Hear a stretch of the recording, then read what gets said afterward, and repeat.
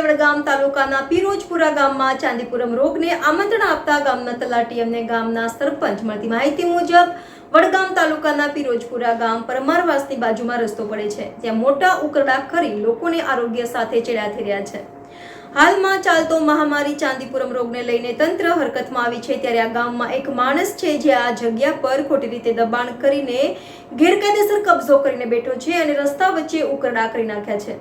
તમે જોઈ શકો છો ત્યાં પાણીનો ભરાવો પડ્યો છે અને અનેકવાર સરપંચ તલાટીને જાણ કરવા છતાં કોઈ નિકાલ થતો નથી।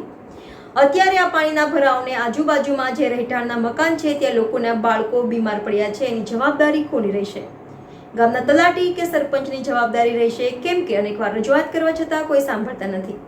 તો હવે તાલુકા વિકાસ અધિકારી સાહેબ શ્રી આ ગામમાં નજર નાખશે ખરા કે પછી જિલ્લા વિકાસ અધિકારી અથવા કલેક્ટર સાહેબને જાણ કરવામાં આવશે? જે ગામમાં બીમારી ફેલાય તો તલાટી અને સરપંચના કારણે બીમારી ફેલાય તો તે જે પણ બીમાર થશે એની ટોટલી બીમારીનો ખર્ચો સરપંચ અને તલાટી ઉપાડશે, એવું ગામમાં ચર્ચાનો વિષય છે, કેમ કે સફાઈમાં ઝીરો છે ગામ, કંઈ પણ સફાઈ થતી નથી, ગામમાં દબાણ પણ દૂર થતું નથી। રજૂઆત કરીને પણ હવે અમે લોકો થાકી ગયા છીએ। જે લોકોએ પરમારવાસની બાજુમાં દબાણ કર્યું છે તાત્કાલિક ધોરણે દૂર કરવામાં આવે, નહીંતર અમે ઉચ્ચ અધિકારીને જાણ કરશું, એવી ગામ લોકોની માંગ છે।